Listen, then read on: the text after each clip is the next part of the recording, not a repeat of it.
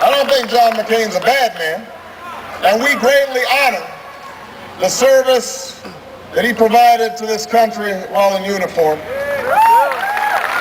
But what I do believe is John McCain doesn't get it.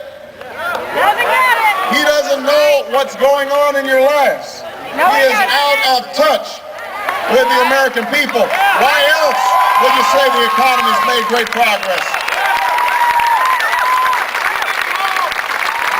How else could you say that the definition of rich is when you make $5 million? So that somebody making $4 million must be struggling.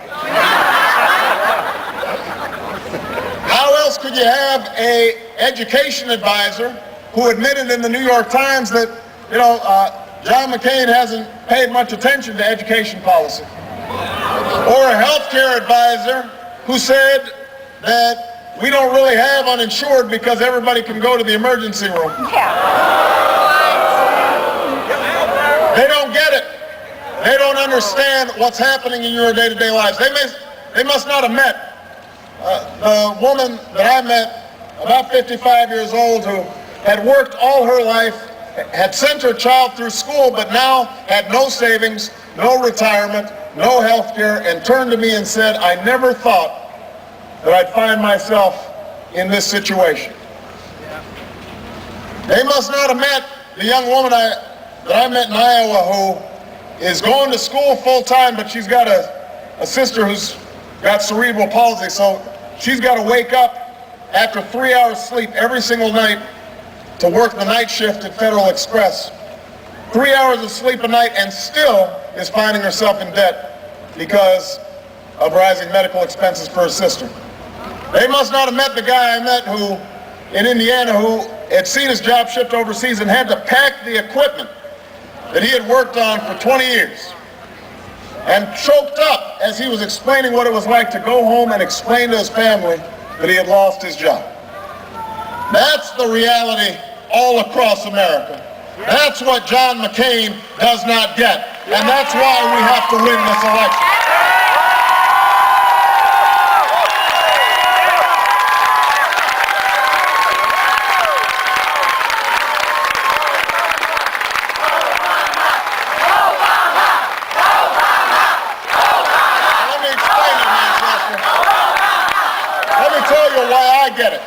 Let me tell you why I get it. Because when I see that Iraqer, that veteran from Iraq or Afghanistan coming home without a job, maybe with post-traumatic stress disorder, I think about my grandfather coming back from World War II after Patton's Army, after fighting in Patton's Army, and him being rewarded by a government that valued his service with a GI Bill that paid his way through college, and that gave him the chance to get a loan to buy a house for himself and his wife and his new child.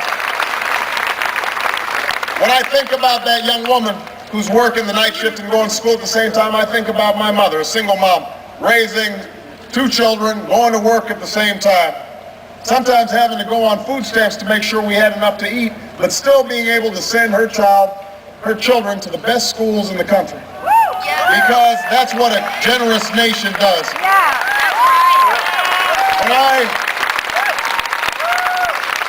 When I meet a couple that doesn't have health care, I think about my mother when she was dying of cancer on a hospital bed, having to argue with the insurance companies because they were saying maybe there's a pre-existing condition and we don't have to pay your medical bills.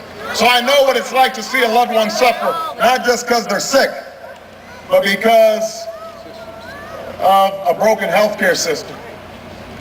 When I see guys who've been laid off of their jobs and are trying to figure out how to make ends meet, I think about all the people that I worked with, a group of churches on the south side of Chicago, after I joined them to deal with the steel plants that had closed, and we set up job training programs for the unemployed and after school programs for youth and tried to rebuild the community, black, white, and Hispanics coming together. I know what it's like to struggle. I've seen what the American people go through, and I know that when ordinary people come together, we can do extraordinary things, but we need leadership from Washington, and that's what I intend to provide.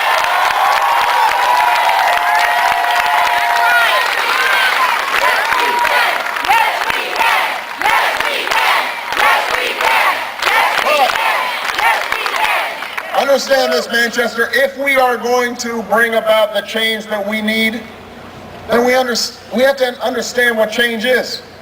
We can't be fooled. Because John McCain, listen, I've been talking about change since this campaign started. Some of you were involved. I talked about change when we were up.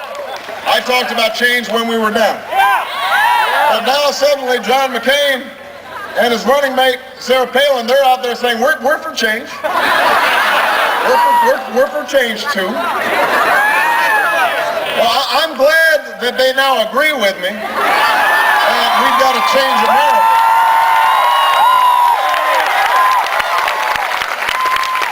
But let's be absolutely clear about what change means. Change isn't just a word. Let's describe specifically what change is. When John McCain says he wants to continue the Bush tax cuts for the wealthiest Americans and wants to provide hundreds of billions of dollars of new tax breaks to some of the wealthiest corporations in America, including ExxonMobil and oil companies getting $4 billion worth of tax breaks. That's not change. When his tax plan leaves 100 million Americans with no relief, not a dime's worth of tax relief, that's not change. That's the same old Bush economics. Let me tell you what change is. What I've said is 95% of working families in America, 95% of working families here in New Hampshire, they will get a tax cut under an Obama presidency.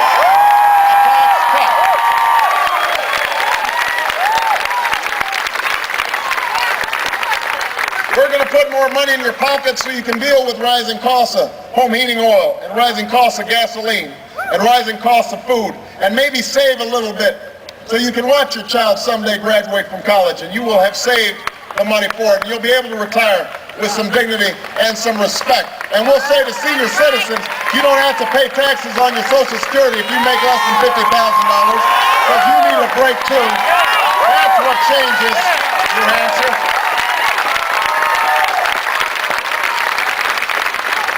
So don't believe these ads that go around saying Obama's going to raise taxes.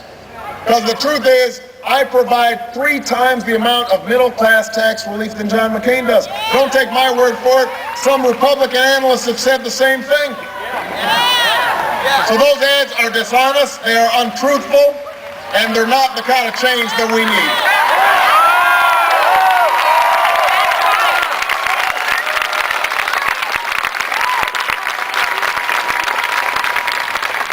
Let me explain on health care what change is not.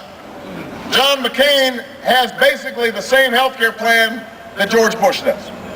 What he says is, we are going to start taxing the health benefits that you get from your employer. We're going to eliminate the tax deduction, which means employers are going to be less likely to provide you health care.